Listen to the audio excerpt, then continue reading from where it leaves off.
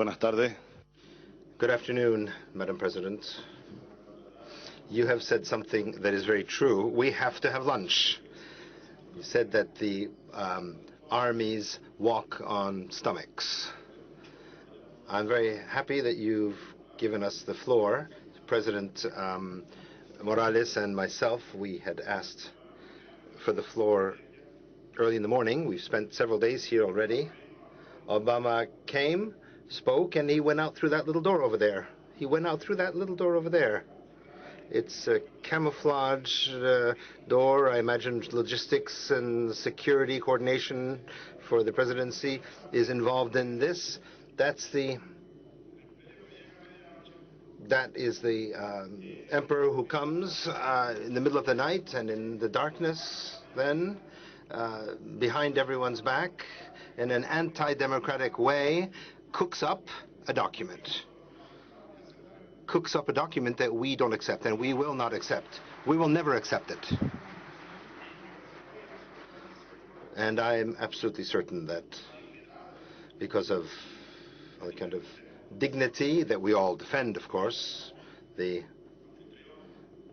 host government, the Kingdom of Denmark, and we are extremely grateful for their friendship.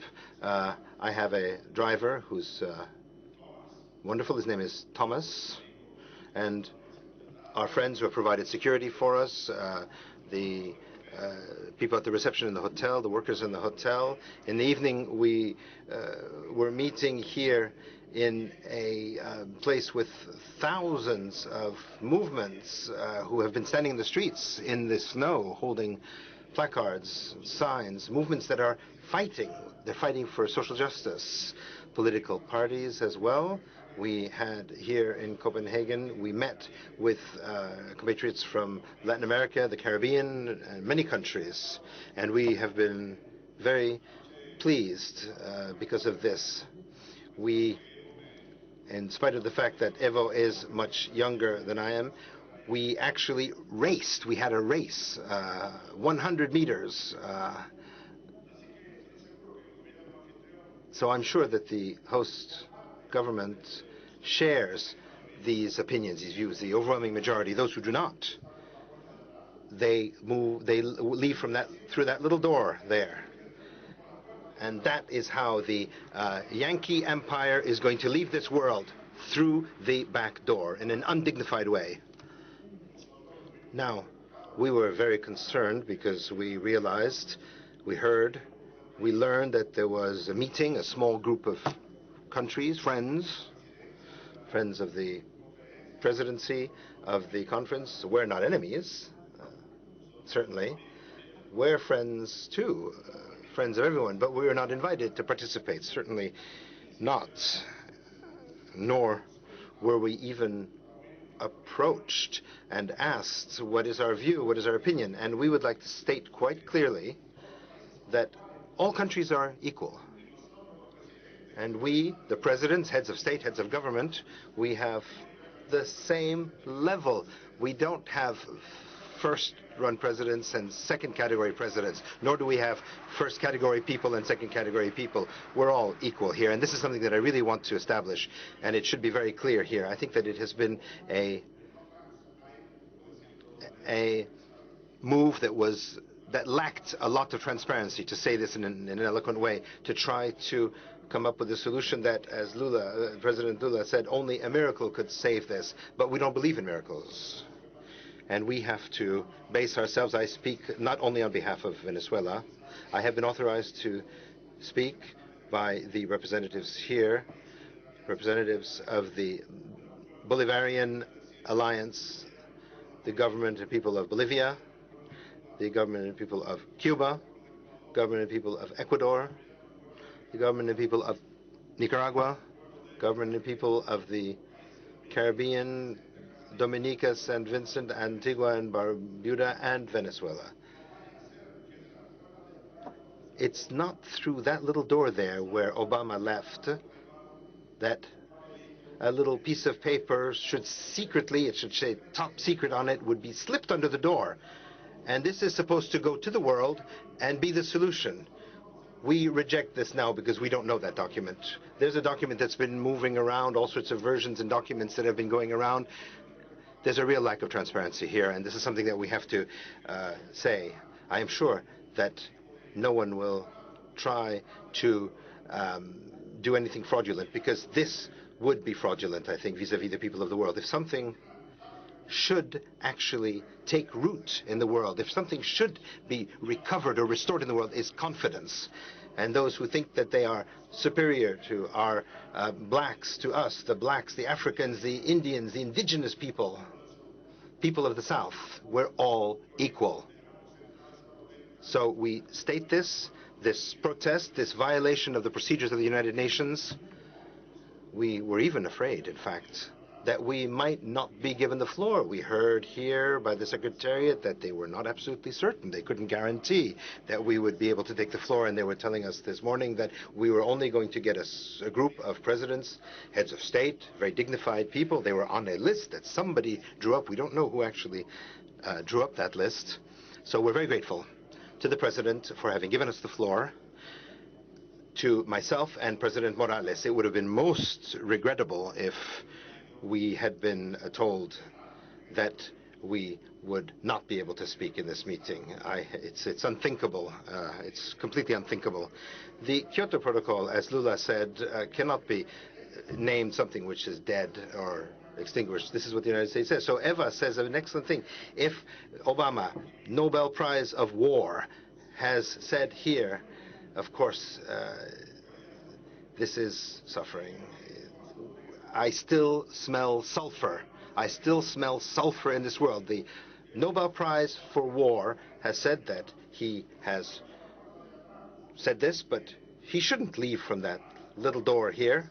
He should do everything which he should do so that the United States will accede to the Kyoto Protocol. We are going to support Kyoto, and we're going to tell the world in a transparent way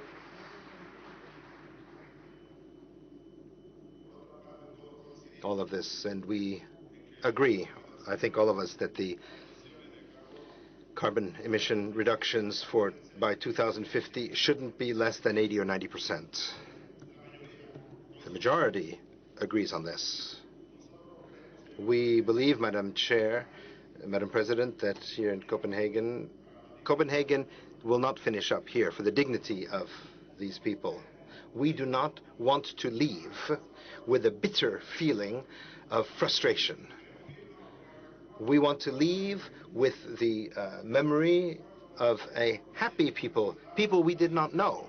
A city, a country, Denmark, Copenhagen, that we did not know. We want to take Copenhagen back to our countries in our hearts, not as a frustration. Yesterday we said this. Copenhagen doesn't end today. It has opened the door so that we can have a world debate about how to save the planet, how to save lives on our planet.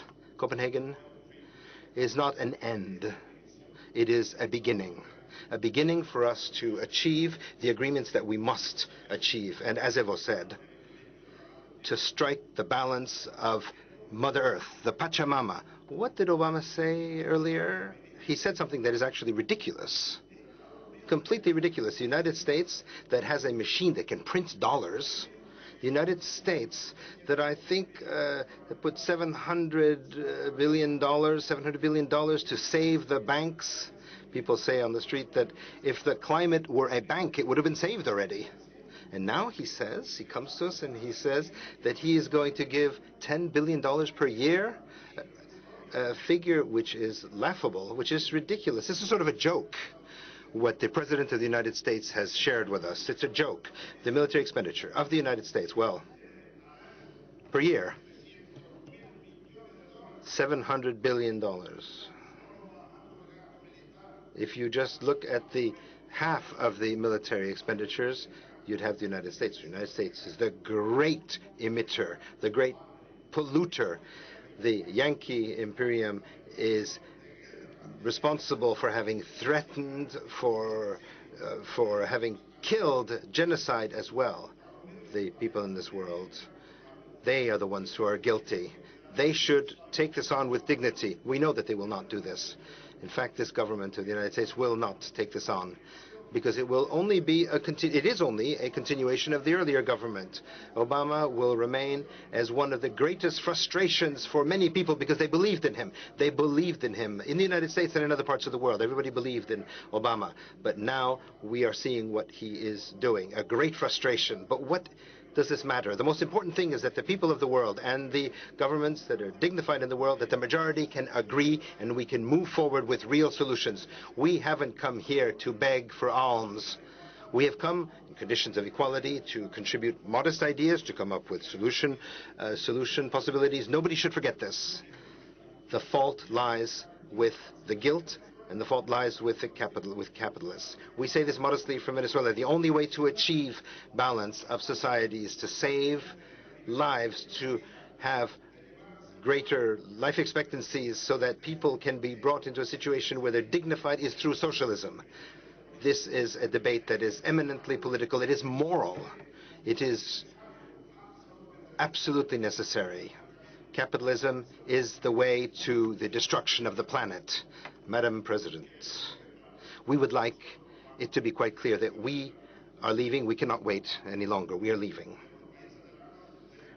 But the countries of our organization state quite clearly that we reject any document that Obama will slip under the door or that comes out of the air, as some people said, to try to come up with a sort of a solution that will save the situation. There is no such. It is not possible. We are leaving knowing that it wasn't possible to have an agreement here in Copenhagen. And it wasn't possible because of what we said yesterday. The lack of political will of the most developed countries in the world, beginning with the United States, and that is a shame. It is a selfish approach of those who are most responsible because of the irrational patterns of consumption of capitalism. Hyper-developed countries. Fidel Castro wrote, and I'll conclude here because I don't want to stand in the way of lunch and photos and the next session, but Fidel Castro wrote something recently about this meeting with the hope that decisions would be taken to save humanity. And he mentioned an inglorious end or close, a closing without any glory. I agree. This will be a closing which will have no glory. But I would also like to say, Madam President, and this is a matter of honor for all of those who have participated here. Let's remember there are people here who haven't slept in 2 or 3 days. A special tribute to you, to those people who haven't slept. The negotiators, the ministers, the delegates, the heads of delegation, the experts who have put so much into this. They have put an enormous amount of work. I have to pay a tribute to these people. And let us have faith that your intense work that you've done will not be lost. It is input, it is a contribution. We are leaving much more aware of the problem and committed to raise the awareness in our countries about the subject of the climate and the climate imbalance. Now, I don't want, once again, to, as Fidel said, this is a closing which will take place now, inglorious, but I don't want to say that it will be regrettable. This is not painful in any way. The closing this afternoon will leave open these hopes that we will achieve solutions to save humanity, and we will only do this if we leave aside the selfish interests, especially the selfish interests of the developed countries. I'd like to pay a tribute to Copenhagen and the spirit of Copenhagen, its people and the people of the world, and I'd like to commit ourselves to life, to saving lives, and to the future. An inglorious closing, perhaps, but a beautiful closing because it will be full of hope. We will take Copenhagen back to our countries in our hearts. Thank you very much, Madam President.